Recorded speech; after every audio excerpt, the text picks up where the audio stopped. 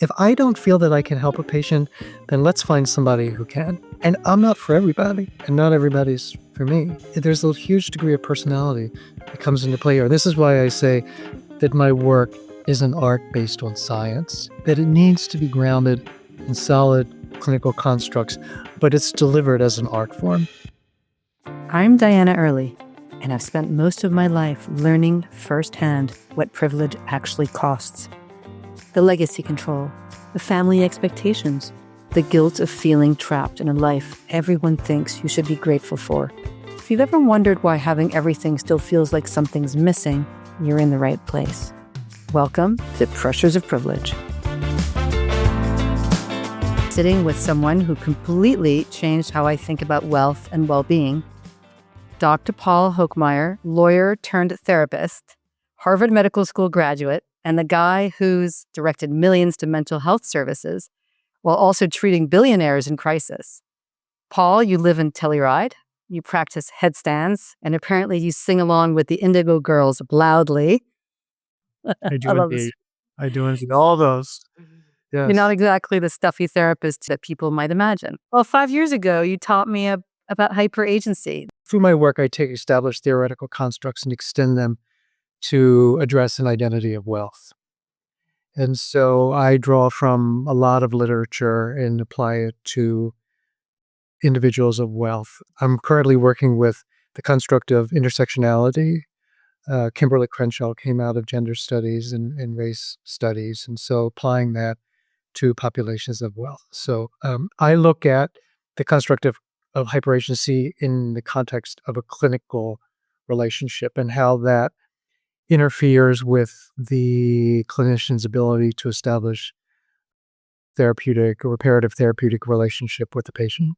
That'll be good for the professionals listening to this, but for people who might not understand how important this is for them in their daily life. Yeah, sure. So my work has been circuitous in terms of, like you said, I started my career traditionally in economics, banking, lawyer, was able to leave the practice of law and went into social justice philanthropy and observed in that field that organizations that were working on behalf of humanity and doing amazing work needed to raise money, and they needed to raise money from people of wealth. But there was a dissonance between the work that they were doing on behalf of humanity and the way that they were talking about people of wealth who were their funders. And there was this objectification of them, and conversations like, he's worth, I don't know, $100 million, so he should give us $10 million or something like that. There was a dehumanization in that process, which I found disturbing. September 11th happened. I was living in Amsterdam, moved back to America, and started working as a concierge lawyer with a wealthy family. And in that process, came into contact, really was hit head on with an addiction in that family. And it cut against the dominant cultural message that I had learned as a white male in America, that if you have enough money, you can solve all your problems. Money solves all one's problems. And I soon found in the field of mental health that was not the case at all. And so really then pursued that work, did a master's in family systems and then a PhD in ultra high net worth identity, looking at how an identity of wealth manifests itself internally in relationships and in the society and culture that we live in. And then really then continued to hone the work. And I look at how an identity of wealth impacts a patient's, a client's ability to get culturally competent, clinically excellent care. That very identity, while we think that the money would buy them the best care, that's not the case at all. That the care that they needed was care that was able to see the patient, the client, in the fullness of their humanity and connect to the human that resides underneath those labels, the label of being a person of wealth. So how does hyperagency tie into that? So there are three distinct cultural markers that I have identified through my work. The first one is isolation, that people of wealth live in highly elevated states of isolation. The second one is hyperagency, which is the capacity to orient your world to avoid friction, challenges. And then the third is suspicion of outsiders. So because human beings are tribal, we orient around a common interest and against common foes. In our society and our culture, an identity of wealth is still one it's perfectly okay to demonize. I live in Telluride, Colorado, which is a very wealthy community, and on the post box outside the grocery store is a sticker that somebody said, "Eat the rich." And that sticker has been there for months. Now, if that was against any other minority group or any other identity, there would be a lot of outcry. So if we look at those 3 cultural markers, isolation, hyperagency, and suspicion of outsiders, and we look at how clinical care, specifically psychotherapy, is delivered, what are we asking the patient, the client to do? We're asking them to come out of their isolation, to share their vulnerabilities and their pain with somebody who's going to be outside of their social class for the most part, right? Relatively speaking. So how can we expect a client to come forward and trust that the clinician can fully understand who they are without demonizing them and stereotyping them, because the rest of society does, and they're confronted with this all the time, and have the capacity to hold their pain of which they have used their wealth to avoid. Perhaps their entire life. One of the challenges in terms of, I mean, and we met actually, you and I met through addiction treatment, and the notion of hitting bottom, right, is critical to a person's ability to get care. And for patients with wealth, the bottom can be avoided for a lot longer than it not. And it's typically not like I've lost my job or I'm gonna get evicted from my home. The bottom comes from from not being able to tolerate the emotional pain that comes with the addiction. And so, the way that traditional psychotherapy has been set up cuts against every single one of the cultural markers of that particular population. Wow. In what way? Because you're asking the patient to come outside of their isolation, to share their pain, to acknowledge their pain, and to share it with another human being who comes from outside of their tribe. So they're asked to come out of their isolation, to hold their pain that they experience, and then to share it with somebody who may not be worthy of their trust. Yeah, that sounds impossible. It's not impossible, which is kind of where my work has come in, and kind of my mission in life is to place an identity of wealth amongst other identities that deserve cultural competency and cultural humility in the provision of mental health care and medicine. Okay, imagine you have a client, high net worth client who, can get on a jet, something that's close to me. You go through a breakup. My example was I move whenever there's a breakup because I don't want to feel the pain, right? And not everybody can do that. Whereas somebody with wealth would move. And when I was going through a breakup in the Swiss Alps, my therapist said to me, this is early, if you could stick around for a little while and not move, because I wanted to get out of there. This is a small village. I know everybody in the village. My boyfriend was driving back and forth in front of my house every day. I really wanted to get away. And she's like, no, I want you, if you could stick around, it would be so good for you. Very good advice. Yeah. And it was really painful. But I have to tell you, by the time I left Gstaad, I could see him drive by and it was fine.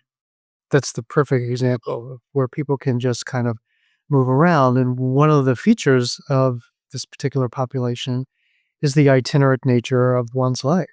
That you winter here and you summer here, and you're at the shoulder season there, and you're constantly banging around, and that prevents you from establishing some deep roots in the communities and having a sense of place. And one of the main things I work on with my patients is having a sense of place and peace of mind.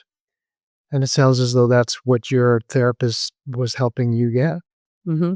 And then I did want to leave because I actually reached out to a small community of women. They gave me that community I needed, and then I didn't want to leave. No, that's exactly right, and you felt better and you grew, right? And by dealing with that discomfort and not using your wealth to avoid it, Hmm. you're able to grow. the point of this was that you trusted your therapist to give you that advice, right? If you didn't trust her, if you didn't have what's called a reparative therapeutic alliance with her, what was it about her that enabled you to trust her with that advice? It's interesting. She said a few things. One thing was I was, you know, groveling, trying to get him back, and he wouldn't take me back. And she said, "He's really doing you a huge favor. This is so good for you that he's not taking you back." And I was like, "Really?" Like, to me, it seemed like she almost put him on a pedestal, which kind of was equal to how I had put him in a way. Like, I'd put him on a pedestal maybe for another reason. But in this case, it was almost like he was on her side or she was on his side. Like, "It's really good he's not taking you back. Like, you need this." And the way she said it was so loving. Maybe another reason I trusted her, I didn't feel any judgment from her. She worked with Right. other Yeah. families. Yeah, she worked with other families in this very wealthy village of Gstad. And she's a psychiatrist, so she had a lot of training and I think once you work in that population for a while and you learn not to judge them, maybe she just was like you. She figured it out. It's a process. I mean, it's a process, and that's one of the things that I try to do in my work is train clinicians to be able to understand and hold the frame for these for this patient population to come forward with the fullness of their identity. And we all have internalized conscious and unconscious views towards what money is. I mean, you've been around this space for a long time and you have a real depth of experience. If I were to ask you money equals blank, fill in the blank. Well, from your experience. I think it's a magnifier. Huh? It'll magnify the good or the bad. Right. And it gives energy. I mean, it's maybe also energy. Right.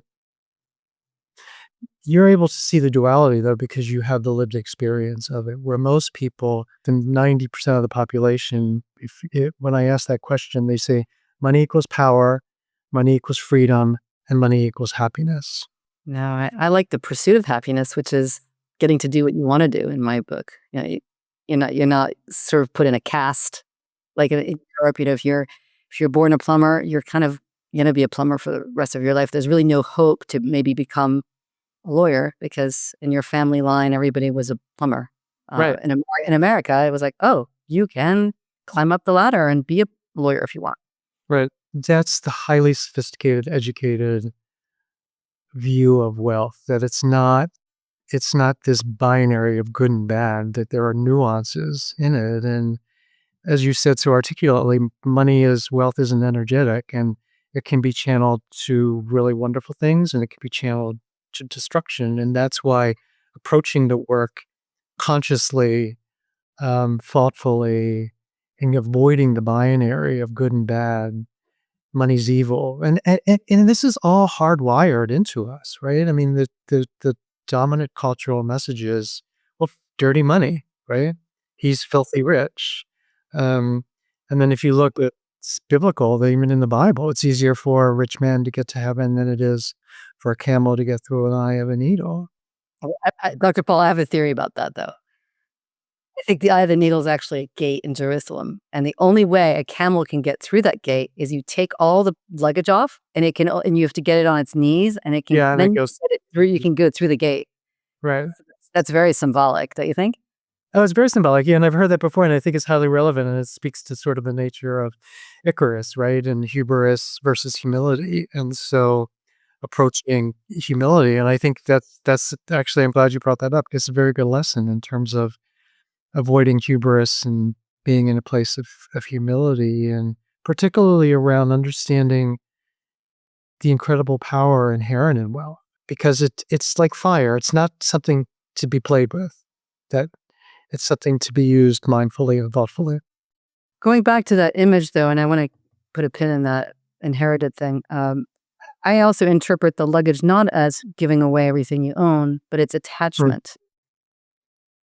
And there's a difference between having wealth and being attached to it. I think it's brilliant. It's another one of the constructs that I've just started working with and talking about is John Bowlby's work out of Britain in terms of attachment theory.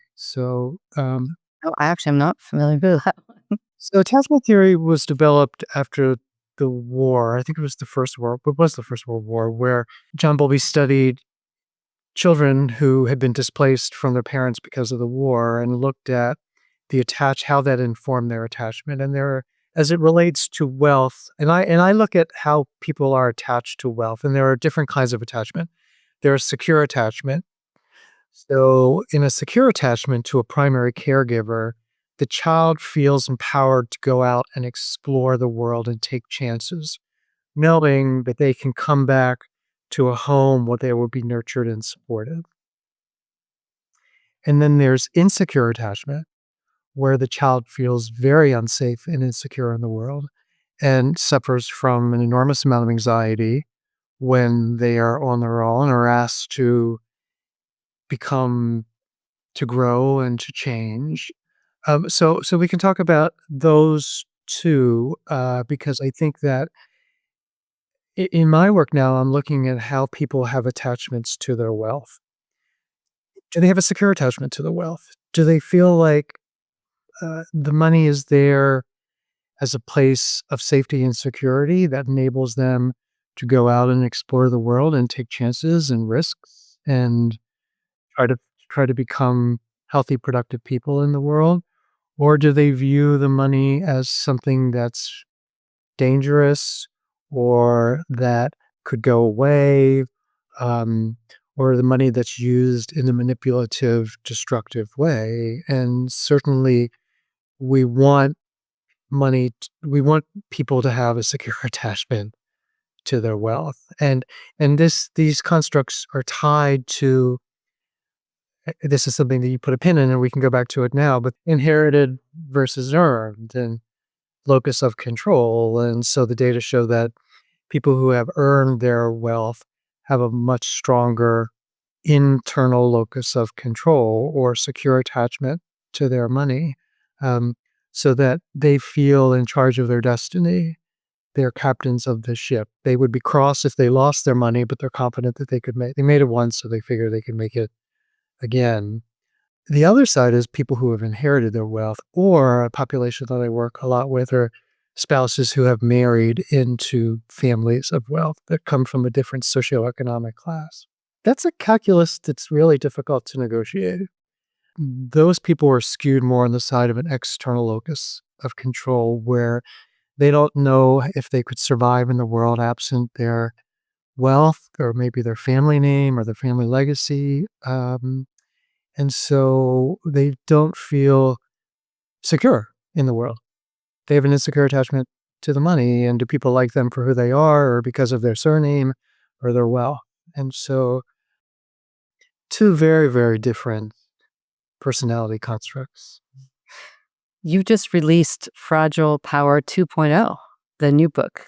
I did, and I need to be very clear about that too, that it's basically just kind of a re-up of Fragile Power. There's some new stuff in there for sure. There's a bit more of like what people can do, like they can make the community aspect. Right. It's more prescriptive. Yeah. And one of the things you say is to pick a small group of friends who just have your back. Exactly. I am really one of the other things now that I'm really focused on is the creation of micro communities. How many of you read this book that came out, Station 11? It's a fiction book. They're reading it um, in freshman English class, and it's basically a story of life in a post-apocalyptic world. It's fascinating because the author wrote it in 2015. It was published in 19. The pandemic hit in 20. So it's remarkable that she was able to write it and get it out before the pandemic. In any event, humanity has been decimated. Probably there's 1% of humanity living, and the world has become a very hostile place. And there's a micro community of people who survive and create meaning in the world by traveling around in a caravan and performing Shakespeare in these little villages. And it speaks to the destructive power of narcissism. One of the main protagonists is a celebrity who suffered from narcissism, and putting that up against how this small group, this micro community was able to survive these profound changes that were happening in the world through community and by supporting each other. And I think the parallels to what we're experiencing now in contemporary world are profound. The disruptions that we're facing on may probably all spheres of our existence, I think can be best managed through the creation of micro communities by us coming together as human beings and connecting and supporting each other. I don't think we're going to find it in social media. I don't think we're going to find it on our Instagram account. So, how would you go about finding your micro community? I think by doing this, I think by, people who respect, I have a deep respect for you. I've known you for a long time and I really respect your voice in the space. You have a lot of courage to say the things that you say, and you're putting light on topics that are difficult for people. I have an advantage because I have a foot in each world. You do, and you have a credible voice, and you have a good voice, and you write really well. So that's all of those things. That's not just that really that helps as well. And I think you approach the work through. I mean, I know you approach the work through a place of integrity. That you're not motivated by creating an audience. You're motivated by putting a message out into the world that other people can relate to and heal and grow from. I think there's a real authenticity and real integrity to the work. So thank you.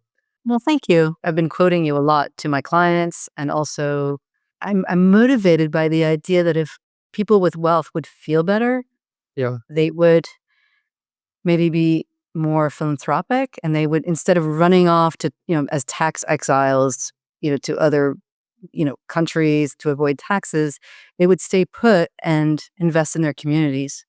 But because they are being vilified and demonized and taken advantage of, they're running away. absolutely. I did my master's degree at Antioch, which is a very progressive liberal school, and it was it was driven home to us that part of our work as clinicians is being a social justice advocate. And so I started my career working with HIV positive transgender patients in a free clinic in Hollywood. And so, so I worked on both sides of the spectrum. I saw a real need for somebody to approach this particular patient population through empirically based science, that it needs to be grounded in the literature, and that I believe that compassionate, clinically excellent, culturally competent care should not have an economic threshold. I think that you deserve to be seen and treated as a human being, both in medicine and in behavioral health care as a human being, independent of those particular labels. And I also think that the clinicians who are treating you need to approach every population that they treat with cultural humility as opposed to cultural arrogance. I was sharing one of my coaching cases with a therapist, obviously anonymously, like, who do you think? She said, "Diana, you've got more patients than I would. That is such a first world problem." And I was like, "Oh, thank God my client's not working." And so what is that in effect? That's shaming, right? It is shaming. Yeah, Yeah. exactly what she's doing. She's shaming the patient for having their wealth. Yeah. And that just feeds into the patient's view of themselves as broken and deficient. Because society and culture tells us that if we have money and wealth, then we have the keys to the kingdom and we have no problems. I've been told that. I've been told that by academics in very prestigious institutions. I have been canceled in Ivy League settings because of my work. And how dare I say that people of wealth need to be viewed with compassion?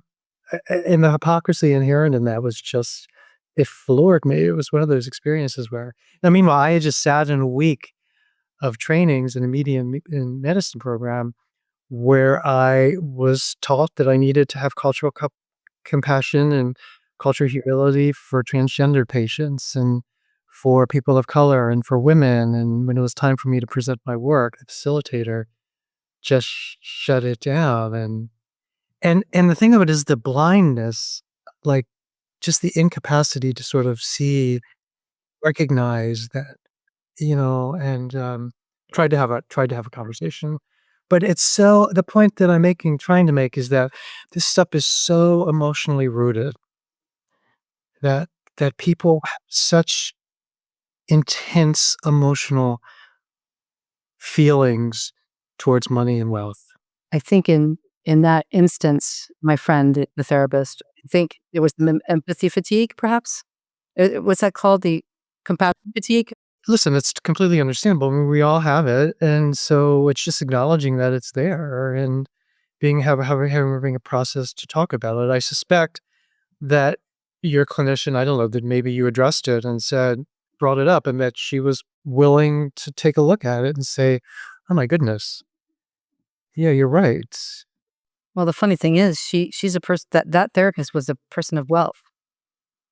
So I saw that as self-shaming. There's a construct I did wrote about it in my dissertation. I did my dissertation in ultra high net worth identity constructs, and one of the constructs that I used was I extended the notion of internalized homophobia to internalized wealthism. So internalized homophobia is where queer people internalize society and culture's negative perceptions of having homosexual or queer identity. And internalized wealthism is where people of wealth internalize the dominant negative stereotypes about being a person of wealth. And I see it all the time. I see it all the time in my practice. During my trauma work, I was asked to visualize myself as a 6-year-old. I had the hardest time, I was put in a hypnotic state and I had to shut my eyes and picture myself. It took me about an hour to see myself. And the therapist who was running the session said, "Wow, that's a long time." That meant that I felt erased with a child, and I erased myself. And she said, if you're not able to see yourself, Diane, you're not gonna be able to see your own children." And I sort of see a link to what you just said, that example, because if I can't have empathy for my 6-year-old child within me, how am I gonna have empathy for my actual 6-year-old child or other children out there? Brilliant. You've a good therapist. I needed a lot of therapy, so I Oh, you got us though, which is great, which is, part of the tenacity and sort of knowing that intuitively knowing that there's something there that needs to be addressed. And that's been the fuel that has really fueled my work. And the experience that I had after this incident with the professor just confirmed it was, I say it as if it was a negative experience. It was an incredibly positive experience. It just really showed me how important the work is and how even at the highest levels, echelons of academic rigor and the most, the one who was super and very accomplished, super intelligent.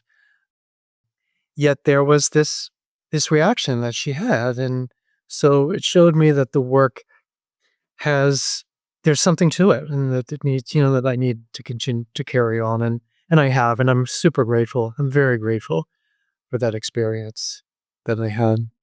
I'm getting certified by the Mayo Clinic right now in their wellness coaching. Uh, and one of the things we learned about was bias. And there are some tests out there that clinicians can take to see their underlying bias for different cultural groups. Yeah, Harvard has them online. You can go online. Harvard has them. And I don't think wealth was in there.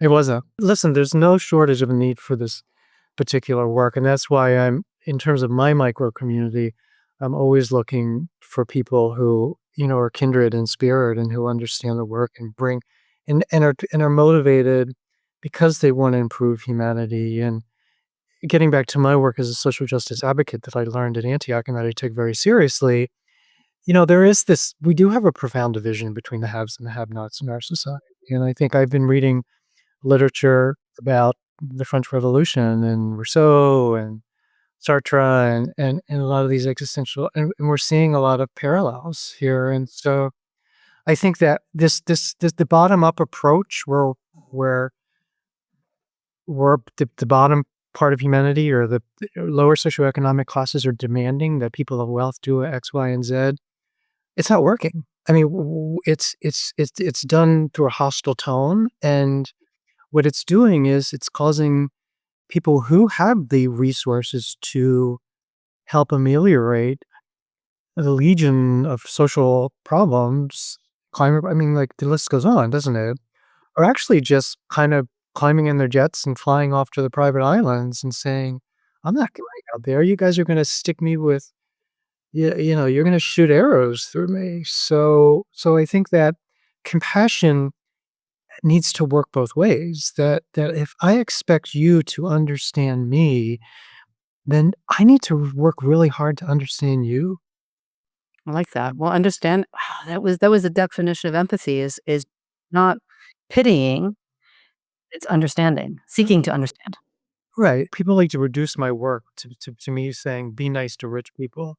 Well, yeah, I mean, that's part yeah, but I'm also saying that in this larger context. I'm saying that, first of all, we need to be nice to everybody, and so, like, this is an extension of the "be nice to everybody" narrative, um, and specifically, I work in a like, I work in the field of behavioral health, like, in terms of clinical care, and so, I'm a knitter. I'm my task at hand is to place an identity of wealth in other cultural identities that deserve competency in the provision of behavioral healthcare medicine.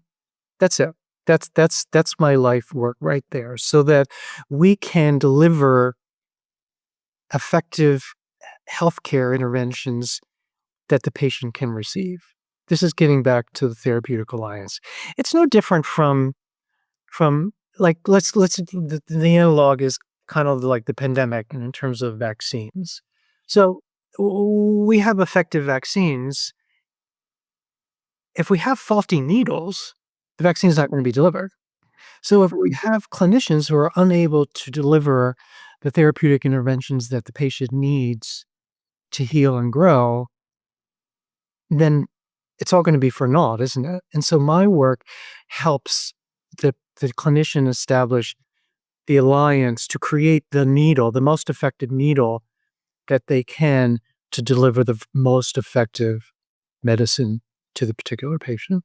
You know what this reminds me of? I was just at a summit in Florida, that Eudaimonia Summit, and Halle Berry gave a talk, and she said that she, she's on the menopause, uh, cause, and she said that her physician was too afraid to say, "Mrs. Berry, you actually have menopause." He was too afraid to say that because of who she was. That's it, right? And she intuitively knew that, and by and because her radar because this particular population is so used to being objectified and manipulated, people are trying to sell them stuff constantly and asking them for things. It's never ending. So they develop a very sophisticated antennae for feeling when they are being manipulated and viewed as an object. And so the fact that she could recognize that and articulate that is fantastic, and it's a fantastic example. Yeah, she was like, "Who's gonna tell Halle Berry that she's going through menopause? That's not you don't wanna be a doctor to deliver that message." Wealthy lady who's an alcoholic, who's gonna tell her, "Ma'am, you can have a problem with alcohol." I mean, they're afraid that they're gonna lose all their millions of donations to their hospital. Exactly. Right. And their kids are afraid they're gonna get cut out of the will. We can bring it a lot closer to home for that.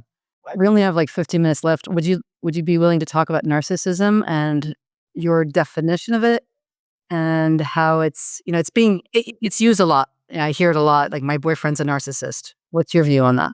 In terms of this particular population, data show that there is higher incidence of narcissism among this particular population. The reasons for it relate to the construct of hyperagency. So that by virtue of the wealth, that people can spend more time on themselves, right? Invest their time getting their nails done, getting their hair done. I have patients who live in New York City and they drive to Greenwich to get their hair colored because that's where their colorist is. And so spending a lot of time on self and cultivation of self. And so, but in getting back to narcissism just doesn't exist amongst people of wealth. It exists in people of all socioeconomic classes, and so the reasons for it were that in the person who's suffering from a narcissistic personality disorder, somewhere along their developmental path, someone whose care and protection they needed betrayed them.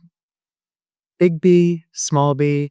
This is where it's a nature versus nurture kind of where that comes in because my central nervous system is different from your central nervous system. And so what's a betrayal to me may not be a betrayal for you.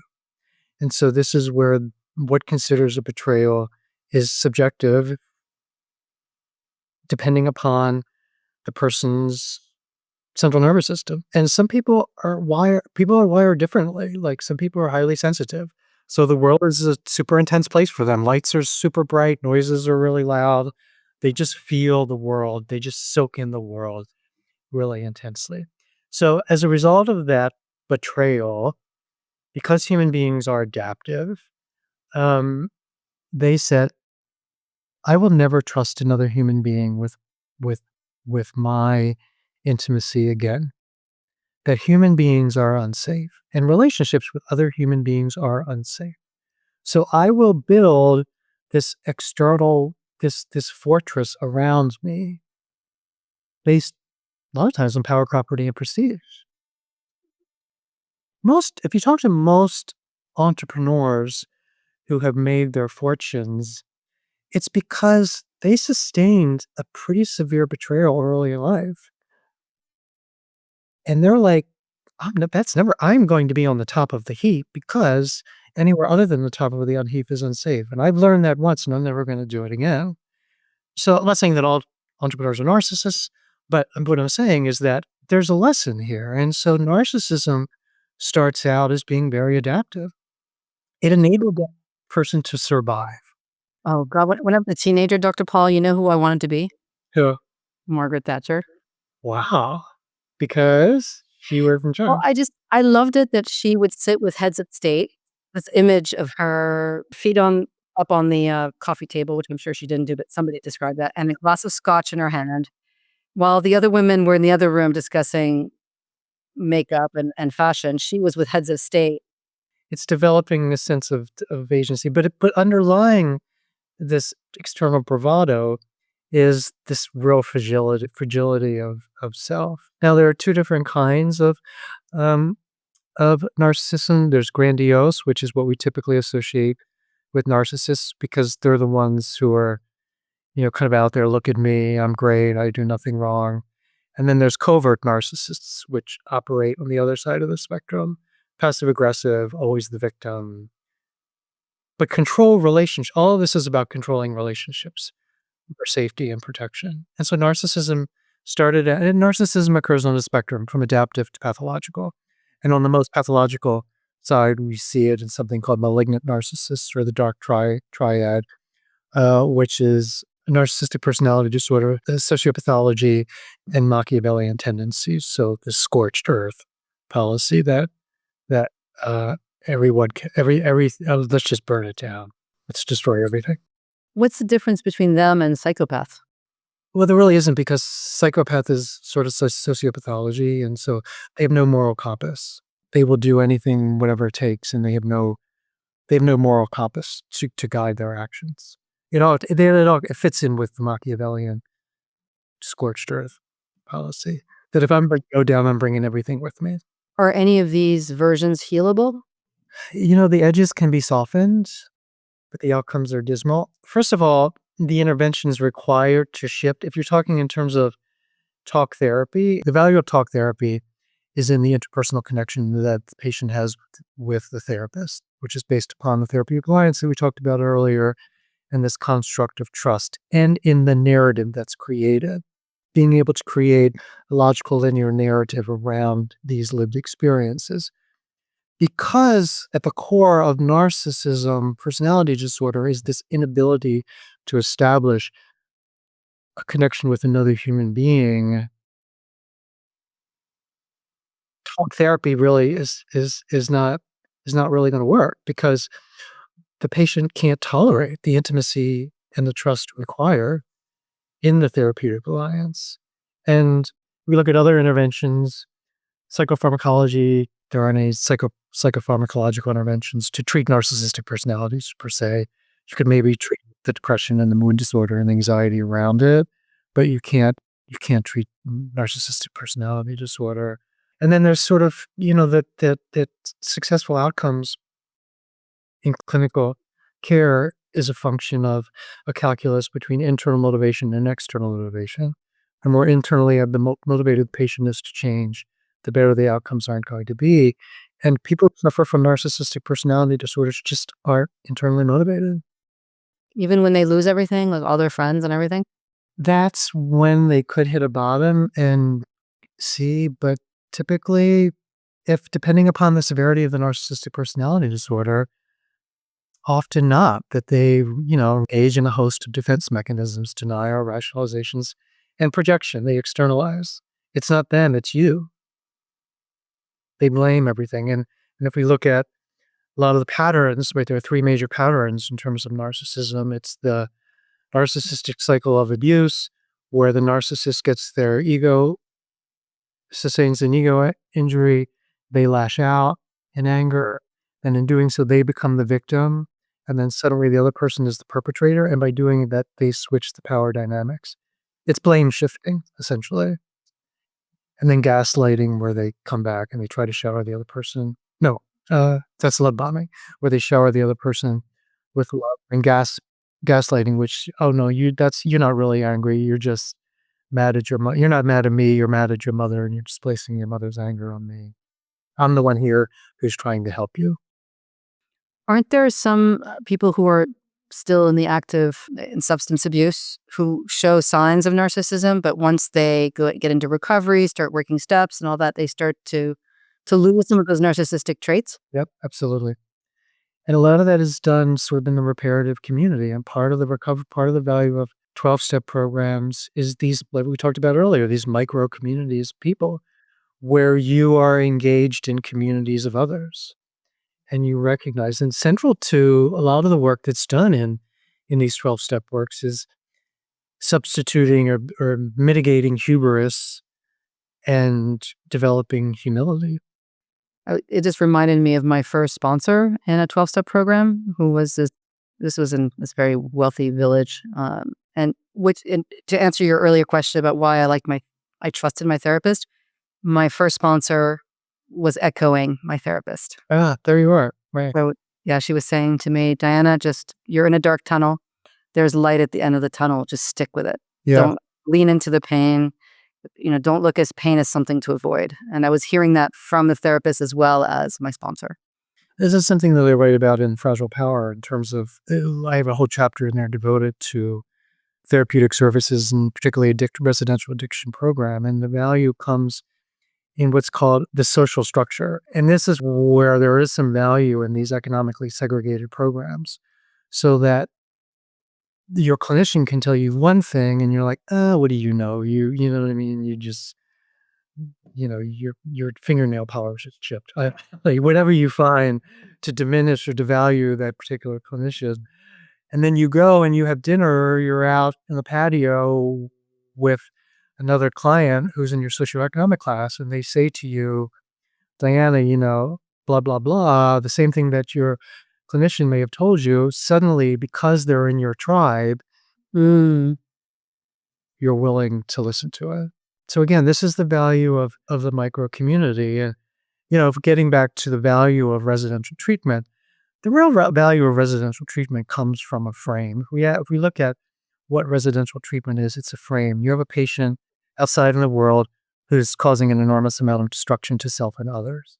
We need to get them into a safe, contained, structured environment where it's regimented and disciplined, and they have a schedule, and they're part of a community of other people. The community, that's why when I when I'm placing a patient, I always say, "What's your census like? How many patients do you have there?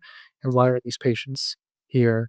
Because the value in that there's extraordinary value in that micro community. And residential treatment is just the beginning. It's basically to get the patient stabilized and figure out where they were and figure out the kind of treatment they need once they get out of treatment. I mean, there's some treatment facilities that only deal with one person at a time, Right. but don't they plug them into communities? They take them off campus. I have mixed feelings towards that.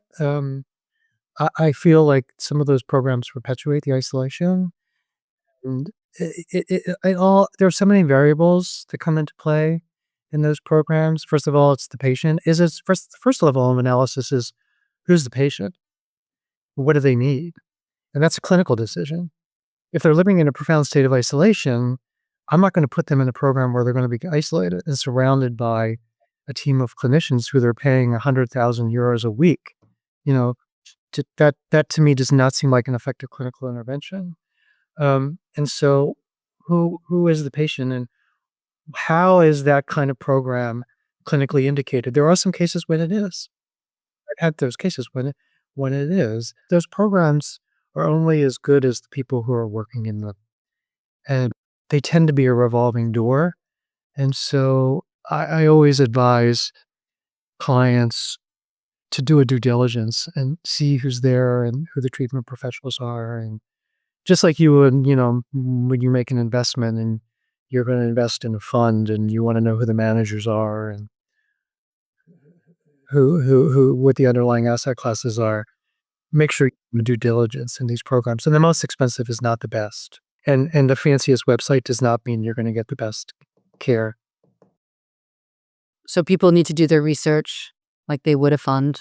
Are there some sources that they can go to that give them unbiased opinion? I still think this is a handshake business.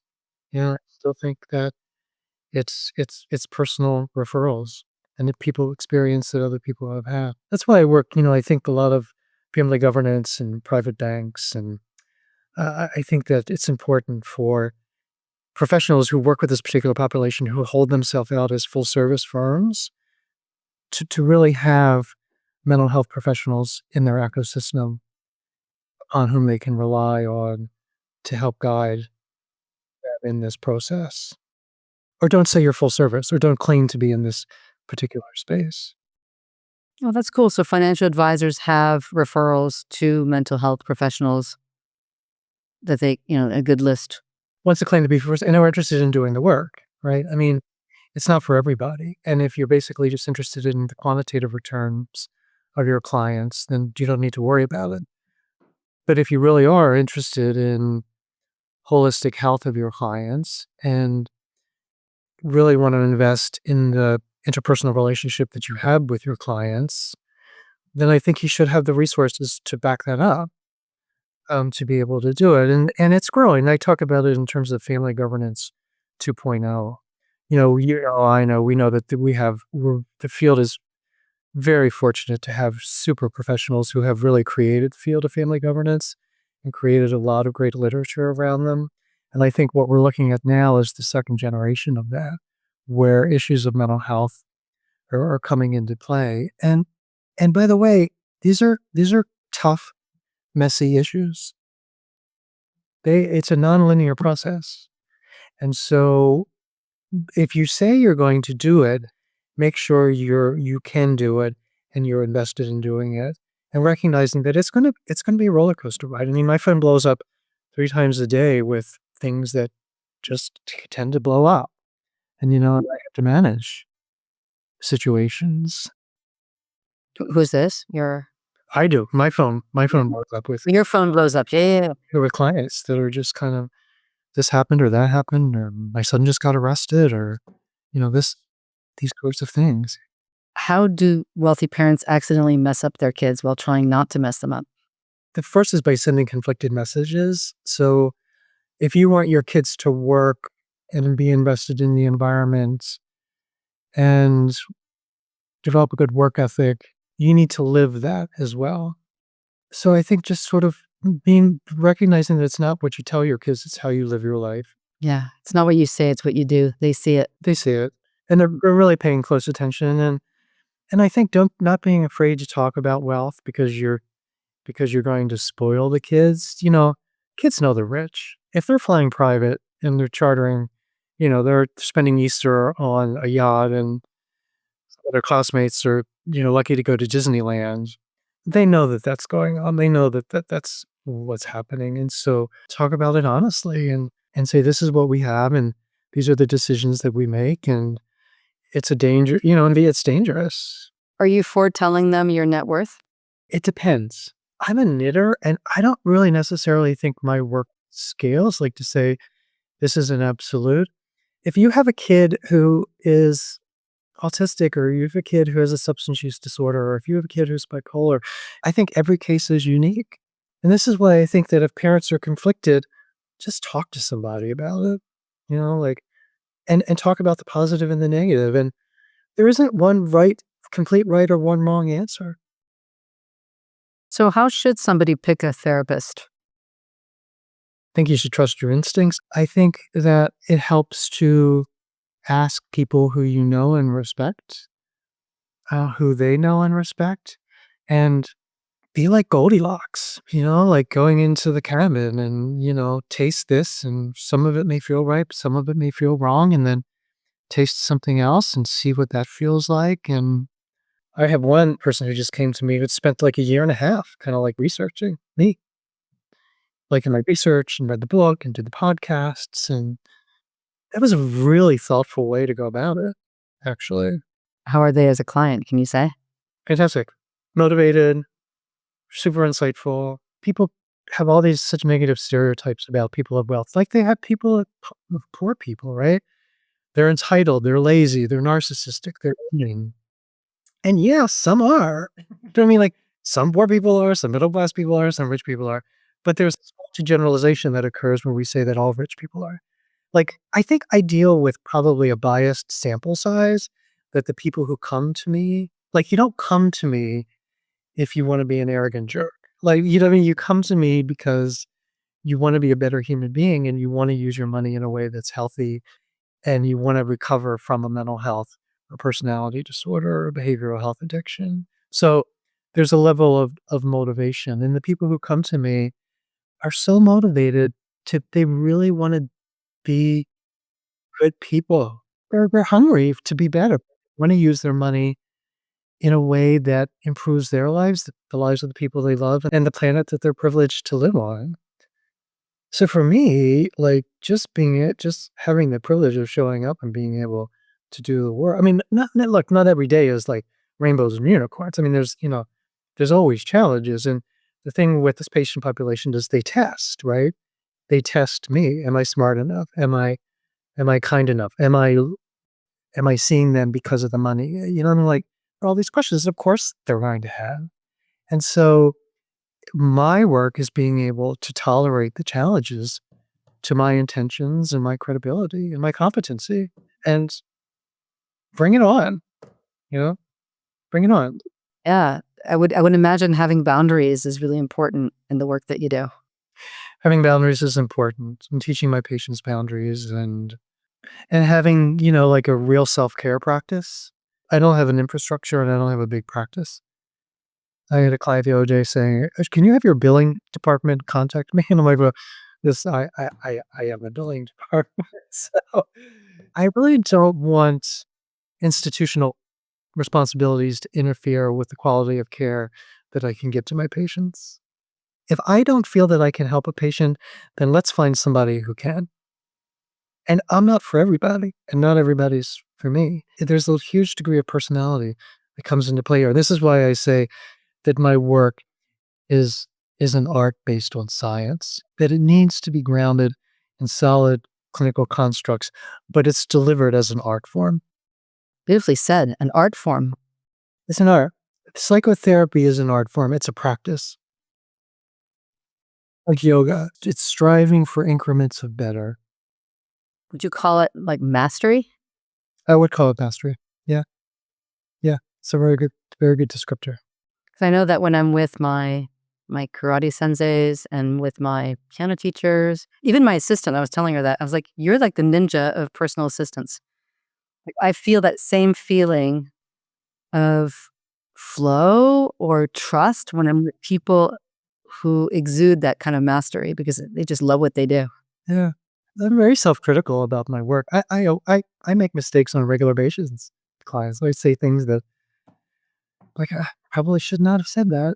But the repair, the work, the growth comes in our ability to tolerate my imperfections in that context.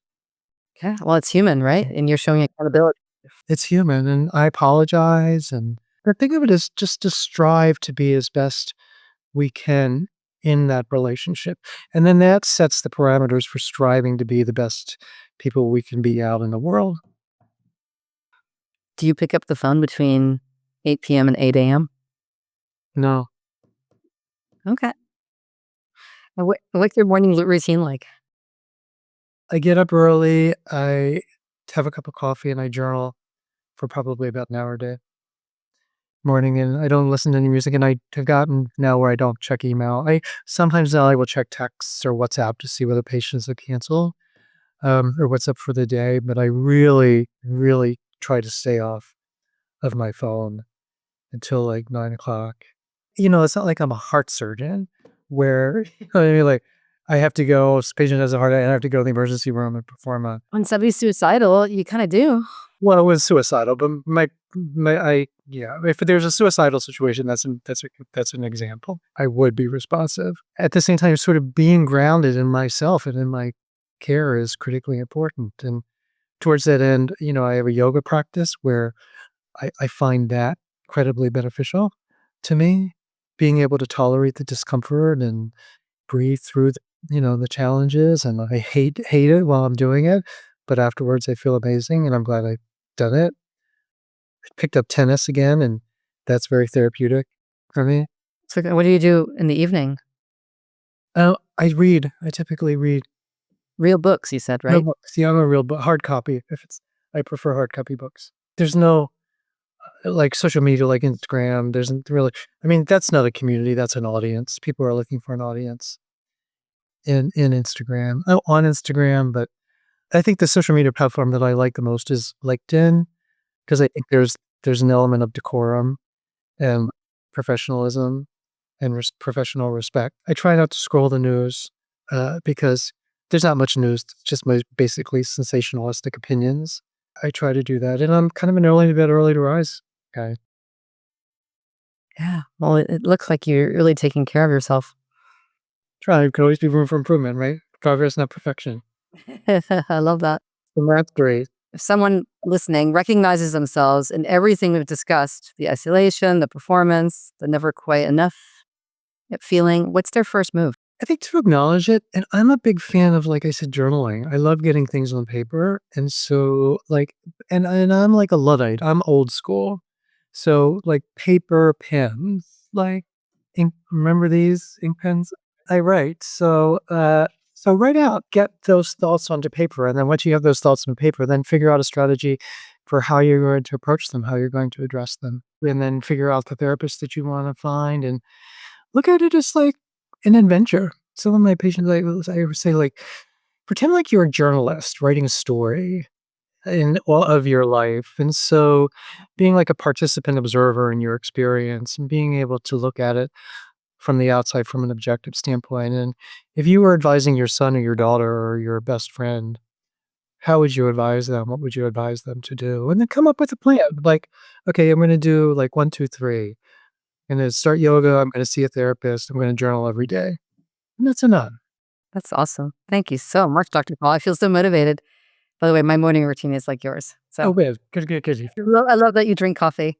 Oh, yeah, yeah. I mean, I rue the day when the doctor's going to say, all right, Hokemeyer, we got to cut the coffee out. I'm going to be like, but that day has not here yet. So, All right, Dr. Hokemeyer, thank you so much for your time and for coming on this show. And well, thank you. Thank you for the work and our connection. And keep on writing and keep on speaking and keep on putting your voice out into the world. if this episode landed for you, share it with someone who might need to hear it. And if you haven't already, subscribe so you don't miss what's coming. But here's the real thing I want you to know. If you're carrying something you can't talk about, if you have every resource except someone who actually understands what wealth costs, I work one-on-one with people like you navigating exactly that. You can reach me at dianaoehrli.com. Thanks for listening.